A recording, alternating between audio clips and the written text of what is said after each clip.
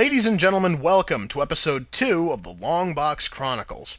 Tonight I will be taking a look at a series from the World Wrestling Federation. In 1999, the WWF signed a deal with Chaos Comics to create comic books based on WWF personalities. And Chaos delivered.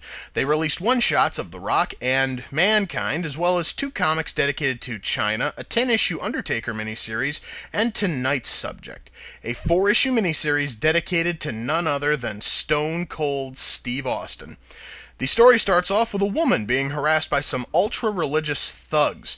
As she calls for help, Stone Cold pulls into town and beats the crap out of every single one of them. The woman thanks Austin by treating him to dinner. During the meal, her father talks about a man named Cheney who was run out of town years ago. He mentions this because Austin reminds him a lot of Cheney. I will get back to Cheney a little later. The next day, Austin confronts the religious gang running the town. He then proceeds to kick the shit out of every single one, and the most they can do to Austin is bloody his nose a little. Later that night, since I guess they enjoyed the curb stomping they received before, the Holy Rollers go after Austin again, this time with an attack chopper. Of course, Austin is able to jack the chopper and crash it. And if you think a simple plane crash would keep down Stone Cold Steve Austin, you are wrong. The crash doesn't even leave him slightly burnt. Finally, Austin runs the gang out of town, and they are never heard from again. Wow.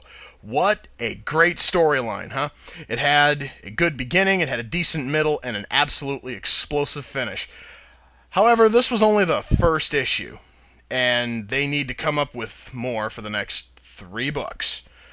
So Austin takes the town over and acts as sheriff. That's right, folks. Stone Cold is so badass he doesn't even have to bother with being elected.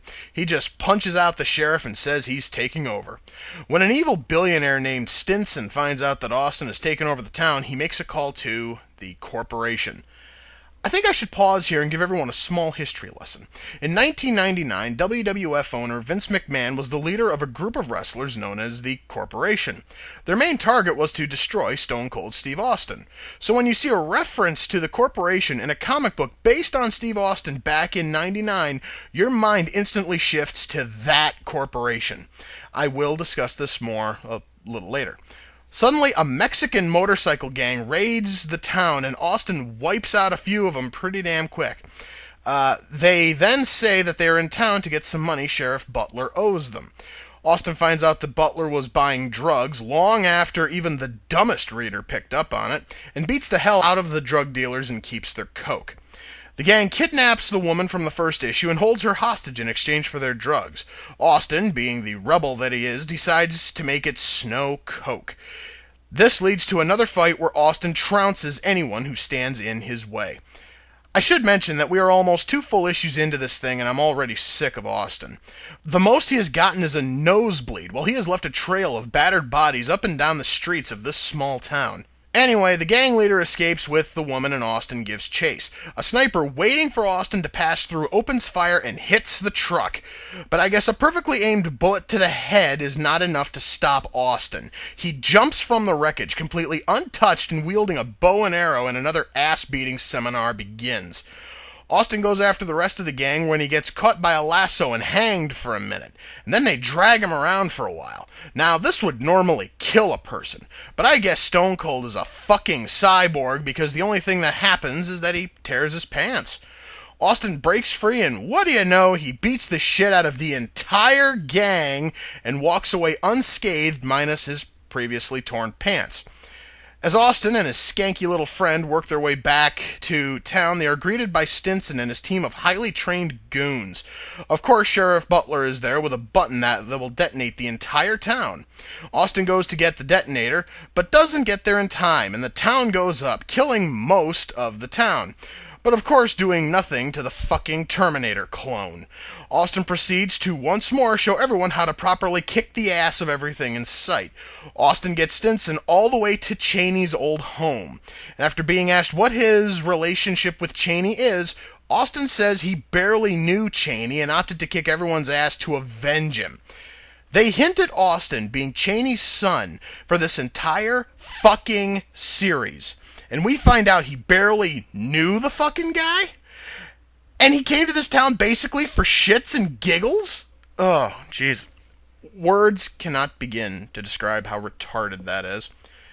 Anyway, Austin leaves Stinson to ponder what he did and goes back to wandering the world. In the end, some goober in a suit says he's from the corporation looking for Austin. The skank and her father tell him that Austin isn't there and leave what's left of their peaceful little town. Wait a minute. They couldn't even use an actual corporation member for the ending. One of the covers for issue 4 shows Austin beating on corporation member Triple H, and they couldn't even be fucking asked to add him to the book? Are you fucking kidding me? Christ almighty, this book was bad. Now, I have a theory, guys. I think that Stone Cold was only supposed to have one comic, and that would explain why the story with the fucking religious lunatics was finished within one issue. But they added the shit about Cheney, and that was enough for Chaos to milk this thing for 3 more issues. The sad part about it all is that you can buy these books really cheap nowadays. Hell, I mean, I actually got them all for a little over $1 each. And yet, with that low price, I still feel a little bit ripped off. And after reading these, I am almost afraid to read the other WWF licensed Chaos titles. But if anyone wants to send me those books, I will happily review them. I probably won't fucking like it, but I will do it for the sake of the series. Before I leave you guys, I want to share something with you.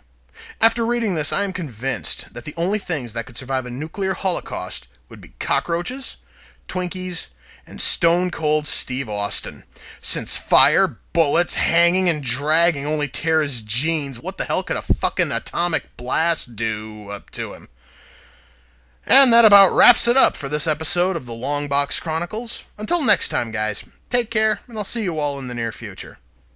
Peace.